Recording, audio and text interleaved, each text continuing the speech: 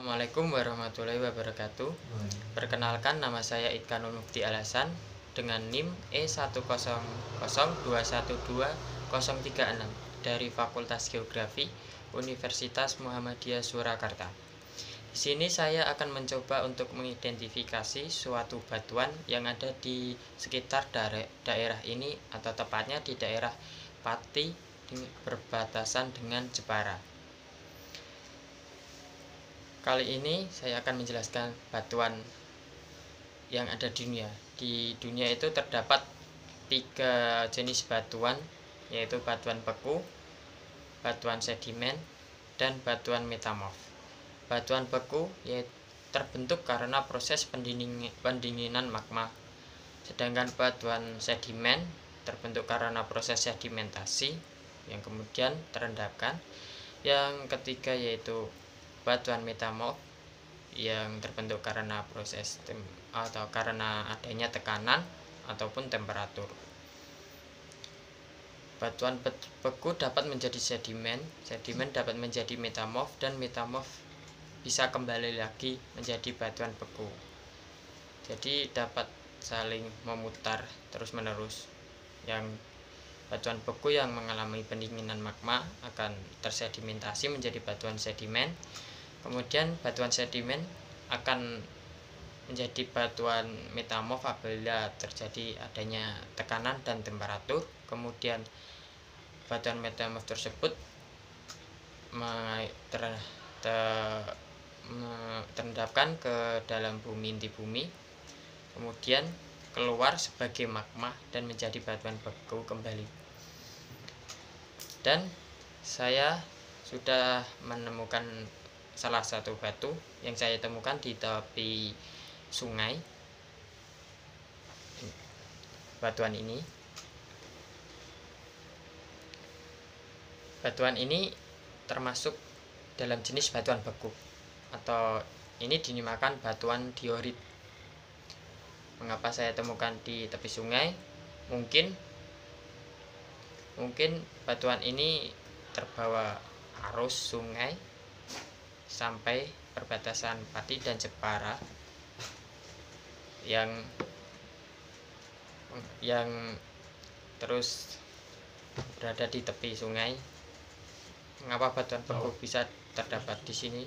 Mungkin karena itu tadi, yang biasanya batuan beku itu terdapat di daerah gunung berapi. Dalam mengidentifikasi batuan, terdapat 5 sifat fisik yang akan saya identifikasi, yaitu sifat fisik struktur batuan, tekstur, komposisi mineral, indeks warna, dan kegunaannya. Yang pertama, struktur. Struktur dibagi menjadi 4 struktur.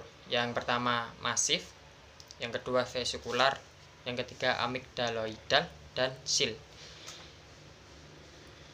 Dan batuan diorit ini, setelah saya identifikasi, mempunyai struktur masif atau padat dan tidak berlubang. Dan ketiga struktur lainnya yaitu vesikular, yaitu struktur yang batuan yang berlubang-lubang, dan amigdaloidal yaitu yang berlubang tetapi diisi mineral ya, dan yang sil itu yaitu batuan yang lembaran, struktur yang batuan berlembaran atau berlapis. Dan yang kedua yaitu tekstur. Tekstur batuan ini dalam mengidentifikasi batuan beku itu terdapat dibagi menjadi 4 tekstur. Yang pertama tekstur vaneritik, yang kedua avaritik, dan yang ketiga porfiritik dan glesi. Dan batuan diorit ini mempunyai tekstur porfiritik atau dikelilingi mineral-mineral kecil ini yang menempel di batuan ini. Dan yang ketiga tekstur lainnya yaitu faneritik, yaitu tekstur yang besar dan dapat dilihat. Sedangkan avaritik yaitu tekstur yang halus dan sulit dilihat oleh mata telanjang. Dan yang terakhir glassy, yaitu tekstur yang batuan yang terlihat seperti kaca. Dan yang ketiga yaitu saya mengidentifikasi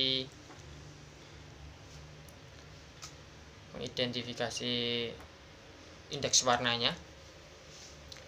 Di sini indeks warnanya dalam batuan beku itu terdapat 3 macam indeks warna, yaitu yang pertama yaitu holofelsic, yang kedua felsic, yang ketiga mafelsic, dan yang keempat mafic.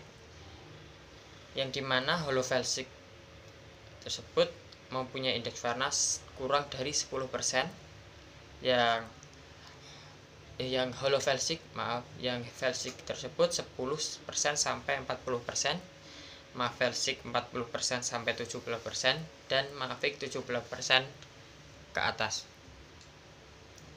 Yang dilihat di mana yang apabila angka persennya lebih tinggi, maka semakin gelap batuannya. Dan saya lihat di sini batuan diorit ini mempunyai indeks warna felsic, atau yang mempunyai indeks warna 10% sampai 40%. Dan yang keempat, saya mengidentifikasi komposisi mineralnya. Pada komposisi mineral batuan beku ini banyak komposisi mineralnya. Dan setelah saya lihat di Google atau searching, saya menemukan bahwa batuan diorit ini mempunyai komposisi mineral 65% plagioklas dan lainnya itu mineral silikat. Dan yang terakhir, kegunaan dari batuan diorit ini menjadi bahan pembuatan semen. Mungkin itu saja yang bisa saya identifikasi dari batuan yang saya temukan di daerah sekitar ini, atau batuan beku yang bernama diorit ini.